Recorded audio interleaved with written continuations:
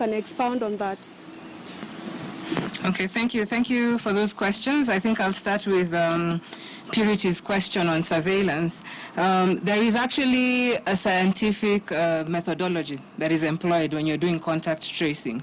Yesterday, the Cabinet Secretary was able to share with you in one of the slide presentations what contact tracing would look like. Hypothetically, say you have case number 2, and that you've confirmed that case number 2 is positive. There's actually a mechanism that we deploy where case number 2 undergoes a history-taking procedure, and we're able to map out the patterns of movement and contacts of case number 2. When that history is taken, this is uploaded on a database, and then the cases and a branch, diagram is drawn, and the next primary contacts of this case are then investigated. And this goes on and on and on until you're able to pull in the contacts, the primary contacts of this case, and you're able to test them and confirm them. If you remember, when the DG was expounding on some of the models that we were discussing much earlier, some of the assumptions that actually go into the modeling are pegged on how you do your contact tracing. And so it's actually a methodology that is done. We're not simply running around and picking people on the street. There's actually a science behind how that is done.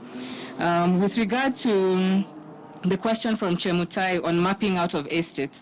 Again, yesterday and even in previous briefings, we've been able to share with you areas that we consider to be hotspots and clusters. And again, this is information that is generated from our contact tracing and from our surveillance activities. And indeed, you've seen the world over, different countries have gone on and employed different methods. Some have gone on to impose partial or full lockdowns in different hotspots. This is an issue that will be under discussion tomorrow in the NERC, and we shall be able to relay with you the following interventions after that discussion tomorrow. Again, there's a question with regard to stigma. I think last week we highlighted it, and we've received lots of calls and messages from Wananchi trying to, share their experiences in terms of stigma. I think we shared with you our case of an ICU recovery case who has actually struggled to be assimilated back into the community. We are looking at revamping our communications, looking to have champions, people who've recovered from corona, who can actually share their message and their experience and tell us that this is something that we are actually able to combat. But that being said, we are looking at adding more approaches, trying to see how we can actually incentivize Kenyans to come forward.